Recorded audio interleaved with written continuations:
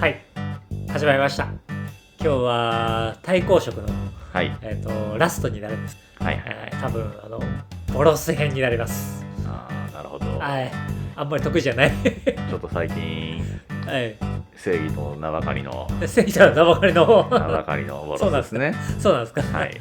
法の超越者がいる。そうそうそうそう。まあ今日はこれからボロスの統率者を始めようと思ってる人におすすめの統率者4選になります。はい。ボロスです。はい。まあ早速1体目からいくんですけども、はい。まずボロスって装備品、はい、ボロスといったら装備品、まあ確かにね。なんで装備品でおすすめのやつをまず1体目紹介したいんですけど、はい、2体なんですけどはいはいはいはい、まずログラクフ、はい、教頭です。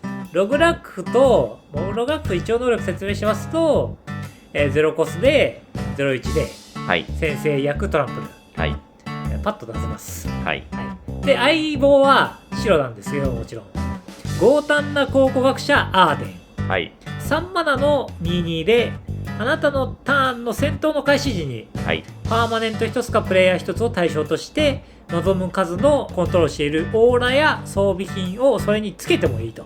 はい、ただで装備品つけられちゃう。そうですね。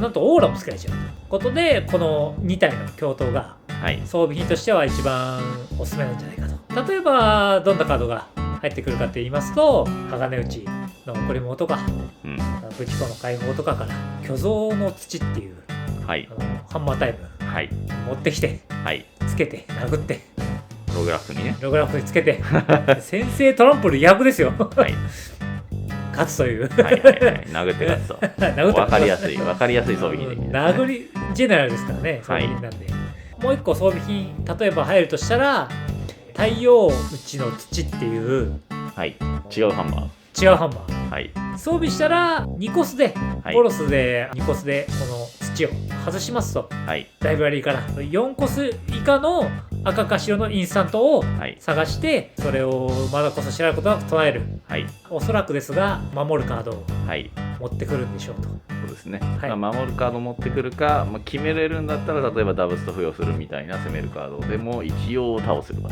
確かにそうですね、はい、状況に応じて、はい、だからこんな感じで勝ってくるんですかね。そうですね、はい、でまあこのデッキ想像していただきたいんですけども、はい、装備品、オーラ、だいたい強化されるでしょされますよね。まあインフレについていけなくなってるからどんどん強くなっちゃってるんだよね。結構甘く見られてますよね、装備品自体が、運営側から、なんでめっちゃ強化しても大丈夫やろって思われてると思うんですよ正直そうね思われてますよね。思われてる。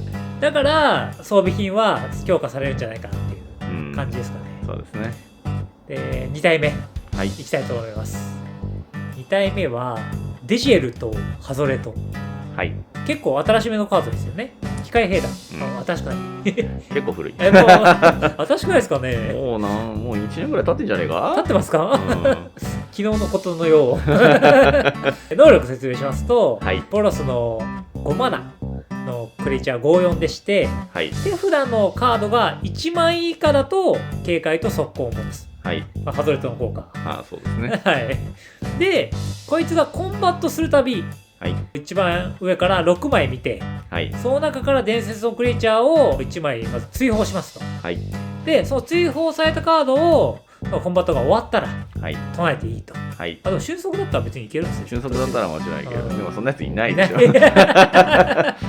で戦闘が終わって、はい、追放されてるカードを唱えていいんですが、はい、例えばどんなカード出てくるかって言いますと、だいたいクソデカファッティしか出てこないねこれエルドラーシが、はい、これ唱えていいだから、そうですね、いけるじゃないかといけちゃうんですねエルドラーシ全部詰め込んじゃって、はい、とりあえずもううわうわですよね、まあね、ヘイトがマックスになりますからねそうだね、他にもでもヘイトエムラクールならほらヘイト関係ないから関係ない。ヘイトターン奪っちゃって関係ないから、その人ヘイトあるけど持ってるかもしれないけどもターン奪われてるんであとはエルシュノーとか、はい、ジセラとかね、はい、やばいやつらしかいね入れていただいて、はい、勝ち筋はとりあえず殴って勝ちます。まあそうだね、はい、暴力です。暴力です。ボロスとは暴力です。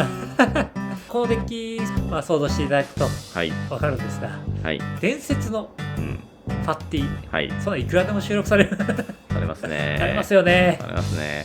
はい。しかもカジュアル目線で作られてるから、伝説のファッティで強いやつなんて、いっぱい収録されますよね。いっぱい収録されますよ。強化される一方だと思いますんで、はい、楽しそうですよね、こいつ。こいつ楽しいでしょ。だって結局やってることはガチャして当たり出た、やったぜっつってファッティ叩きつけるっていう遊びをしてるんで楽しいですよね。おすすめになります。はい、3体目、はい、3体目は法の超越者オレリア。はい、こいつは新しいですよね。こいつは新しいですね。出たばっかり。出たばっかり。はい。うちのチャンネルでも紹介しましたんで、そちらの動画詳しく見ていただきたいんですが、はい、まず能力説明させていただきますと、ボロス5マナで44飛行警戒速攻です。はい。プレイヤー1人が3体以上のクリーチャーでコンバットするとカードを1枚引く。はい。相手でもよくて、3体以上でコンバットするとドローできて。大体のようで大体じゃない能力と。なるほど。で、5体以上だと相手が3手失って、3手ゲインできると。はい。打線のような能力っていうね。たまに言わします。たまに。それで結構3手死にますよ。結構いいです。はい、で、こいつどんなカードが入るかって言いますと、僕らのチャンネルだとですよ、例えばこの肘の文子っていうカードなんですけど、はい、とにかく強制コンバットと。強制コンバット。はい、こいつは相手だけ強制コンバットできるっていうカードでして、はい、強制コンバットをさせれば殴り合いです。他にも強制コンバット入るんですが、はい、殴り合いして、はい、こっちにも殴ってきていいですよっていう殴り合いをするっていう。ただし屈強な天使とか、なんか屈強なよくわからない生物並んでると、こっちには。もう殴り合いしましょうよって言い出すっていう、ちょっと楽しくないですか？ちょっとどこが正義なのかよくわからないっていうね。これだいぶカジュアルなタクなんですけど、このデッキは。はい。で、フィニッシュカードはカジュアルタクなんで、類ヘチからの挑発みたいなカードでフィニッシュすればいいんじゃないかなと。勝手に殴り合うことによってみんなのライフが激減すると。はい。自分の判断増えると。増えるという。いいですよね。いいですね。例えばここから想像していただきたいんですが、強化されるのは、今回めちゃくちゃ強化されたんですが、思想のカード。思想のカードいいですよね。思想のカード面白いですね。面白いですよね、思想のカード。思想のカードが強化されまして、で今回入ったデッキで言いますと、1枚だけ紹介したいんですが、売られた喧嘩っていうカードがありました。なかなかもう名前もいかついですよね。4マーのインスタントで、戦闘中にしか唱えられないんですけど、まず1回ノームします。1回ノーム、その戦闘なかったことになります。で、それで追加戦闘が行われることなんで、相手ですよ、相手。相手を追加戦闘が始まりまして、で、全部その攻撃クリーチャーが思想されてるっていう。こっちには来なくなった。こっちには来ないでくれっていう。これ面白くないですか、このカード。カード面白いから早く打ちたいんだけど。みたいなね。カジュアルだったら強化カードいっぱい来ますんで、そうですね。結構楽しい構成になってますんで、おすすめになります。最後、変わり種も紹介しとこうかなということで、1枚とそして紹介したいんですが、ウェザーライトの英雄ジェラード。4マナの33の先生でして、こいつが死亡した時、これを追放して、墓地にあるアーティファクトやクリーチャーでこのターンに戦場から離れたカードを全て戦場に戻す。ということで、もう特殊な能力ですよね。そうですね。ラストを1回ケアできるという。そうですね。いいですよね。そういう目的でボロスのデッキの中に入っていることもそれなりにあります。あるかもしれないですが、これ逃走者に指定した場合、どういう勝ち筋があるのかと言いますと、まずクラーク族の鉄工所、みたいなカードの、要はサクリ台を結構入れるんですよね。そうですね。あえてサクリ台を入れると。で、半液の水源みたいな。出た時ワンドロー、もしくは墓地に行った時にワンドロー、みたいなカードと、あとファクトをいっぱい並べて、でいきなりサクリ出すと。そうすると無限マナの無限ドローにいきなり変わり出すというそうですね。ことになりますよね。そうですね。そうすると要はジェラードを無限回どんどんキャストし直してことができるっていうことになるんですよね。そうですね。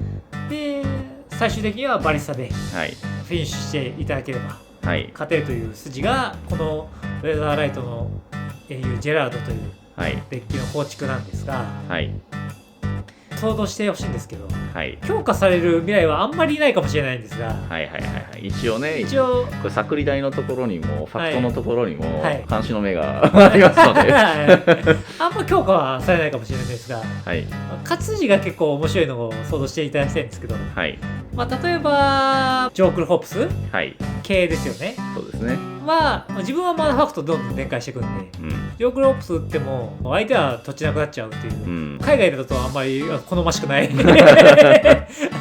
あんまり良くないかもしれないんですが、はい、一応自分だけずっと展開できるんで、勝てる筋があるんじゃないかっていうことで、ありまして、あと、1枚だけあるんですけども、運命の気まぐれっていう、新カードが打てるっていうのがこのデッキの楽しいところでして、なんか3つの束に分けるんですよね。そうですね。3つの束に分けて1個だけ破壊されるっていう。そうですね。なんで3つの束のうち3分の2は破壊されないんですよね。そうですね。だからとりあえず1個に貼らなきゃいけないっていうみんな大体不利になっちゃうんで分けちゃうと。そう1個に集めた方がいいんですよね。そうですね。で集めてそれから残り破壊で、でもジェラードは関係ねえっていう。なぜか自分だけ保険かかってるから。